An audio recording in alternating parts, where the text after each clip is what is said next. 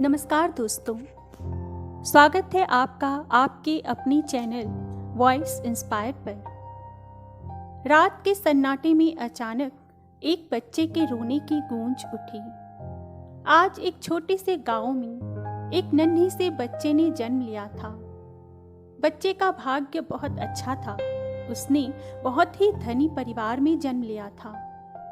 ज्योतिषियों ने उस बच्चे की कुंडली देखकर बताया कि ये बच्चा बहुत भाग्यवान है। ये जीवन में या तो बहुत बड़ा सम्राट बनेगा या फिर कोई महान तपस्वी बनेगा। धीरे धीरे समय बीतता रहा और वो बच्चा शिक्षा दीक्षा ग्रहण करने के साथ बड़ा होने लगा। बच्चा बड़ा होनहार था, बड़ा ही कौशल था उसके अंदर। हर चीज को झटपट सीख लेता था। लेकिन जैसे जैसे वो बड़ा होता गया, उसे उसके माता पिता ने ज्योतिष की वो वाणी बतानी शुरू कर दी और धीरे धीरे उस बच्चे के मन में ये बात बैठने लगी कि वो तो संत बनने के लिए ही पैदा हुआ है, क्योंकि उसके परिवार में धन संपूर्ण होने की वजह से उसमें राजा बनने की कोई चेष्टा नहीं थी। इसीलिए उसे लगने लगा कि मैं बहुत बड़ा संत ही बनूंगा। उसके माता पिता को यह सोचकर कभी कभी दुख भी होता था कि कहीं सच में हमारा बेटा किसी दिन संत न बन जाए। वह उनका इकलौता पुत्र था। उसके अलावा उनकी कोई संतान नहीं थी। धीरे धीरे बच्चे का मन खेल कूद से हटकर ध्यान साधना में लगने लगा। अब वो घंटों संतों की बातें सुनता रहता और ध्यान साधना करता रहता। उसने अपना पूरा बचपन का समय इसी तरीके से बिताना शुरू कर दिया। नगर के सभी लोग उस बच्चे से बहुत प्रभावित थे। वह उसके मुखमंडल पर एक अजीब तेज देखते थे और उसकी बातें सुनकर कहते थे कि वाह भाई, तुम तो बहुत बड़े ज्ञानी हो। तुम एक दिन जरूर इस संसार में अपना ज्ञान फैलाओगे। लोगों में तुम्हारी बहुत प्रतिष्ठा होगी, बहुत सम्मान होगा। और ये सुनकर वह बच्चा कहता कि नहीं महाशय, मैं कोई बड़ा आदमी नहीं बनना चाहता, क्योंकि अपने आप को ज्ञानी समझना भी अहंकार का ही एक रूप होता है। मैं अहंकारी नहीं हूँ, मुझ में अहंकार नहीं बच्चा। मैं कहना भी एक अहंकार ही होता है। और यह सब सुनकर कहने वाले लोग सुनते ही रह जाते थे कि एक बच्चा इतनी गहरी बात कर रहा है। वह उसकी जय जयकार लगाते हुए अपने घर को लौट जाते थे। ऐसे ही समय बीतता रहा और वो बच्चा अब एक नौजवान युवक बन चुका था। एक दिन उसने अपने पिता से जाकर कहा, अब मैं संन्यास लेना चाहता हूँ। मैं पूर्ण रूप से अपना घर त्याग करना चाहता हूँ। यह सुनकर उसके पिता अवाक रह गए। उनकी आंखों से आंसू झरकर गिरने लगे। पीछे उसकी माता भी खड़ी थी।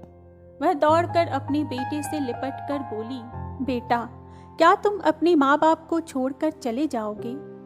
क्या तुमने कुछ भी नहीं सोचा कि तुम्हारे माँ बाप कैसे जिंदा रहेंगे? इस पर वह नौजवान युवक बोला, प्रिय माता, मैंने इस लोक कल्याण के लिए ही जन्म लिया है। मैं सबकी सेवा करना चाहता हूँ, सबको ज्ञान का मार्ग दिखाना चाहता हूँ। अगर मैं आपके साथ रहूंगा तो इन संसार के लोगों से पूर्ण रूप से कभी नहीं मिल पाऊंगा। उसके लिए माँ बाप ने अपने कलेजे पर पत्थर रखकर अपने बेटे को बौद्ध भिक्षु बनने के लिए दीक्षा दे दी। वह बच्चा अपना घर त्याग कर पास के ही एक बौद्ध संघ में रहने लग गया और ध्यान अभ्यास करने लग गया। वह लोगों में तो पहले से ही प्रसिद्ध था और इस बात को सुनकर कि वो बच्चा अब एक भिक्षु बन गया है, लोग उसको और ज्यादा मानने लगे।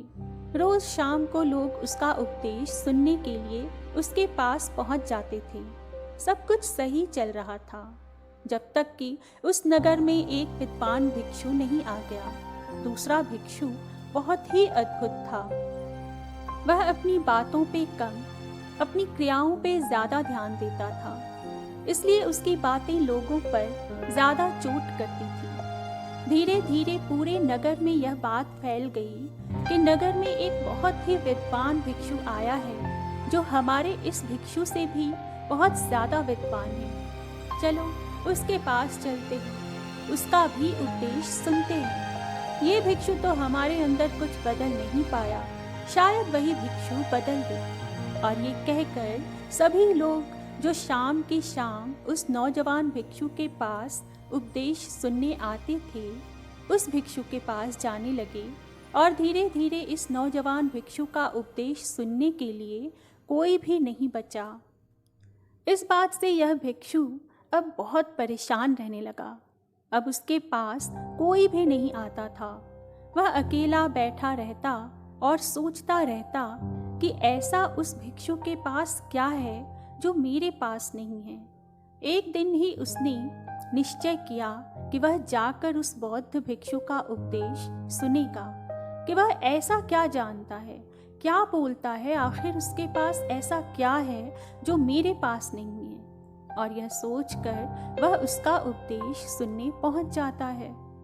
उसका उपदेश उसे कुछ ज़्यादा प्रभावी नहीं लगा और उसे लगा कि यह ठग है जो ऐसी वैसी बातें करके लोगों को बहला फुसला रहा है।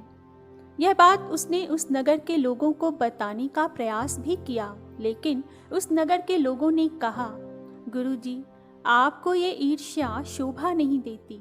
अगर आपके पास कोई उपदेश सुनने के लिए नहीं आ रहा तो इसका मतलब यह नहीं है कि आप दूसरे के बारे में ऐसी तुच्छ बातें करें।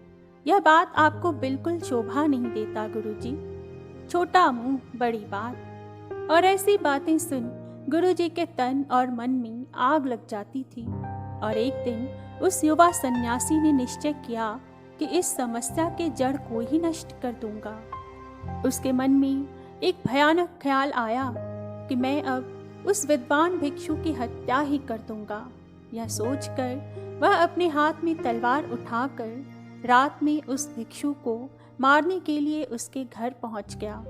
लेकिन जैसे ही वह तलवार उठाकर उस भिक्षु को मारने के लिए आगे बढ़ा, तभी उसके कदमों की आहट से वह नींद से जाग गया और उठकर इस बौद्ध भिक्षु की आंखों में देखकर पूछा कि तुम कौन हो भाई और मुझे क्यों मारना चाहते हो?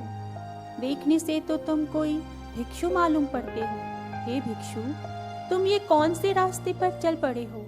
तुम मेरी हत्या करना चाहते हो तो निश्चय ही मुझे मार डालो, लेकिन एक सवाल खुद से जरूर पूछना, क्या तुम सच में एक हत्यारा ही बनना चाहते हो?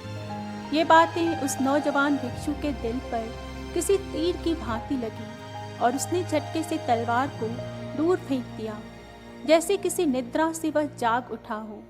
और वह उस भिक्षु के सामने फूट फूट कर रोने लगा। नौजवान भिक्षु के वो आखिरी शब्द बहुत ही अनमोल थे।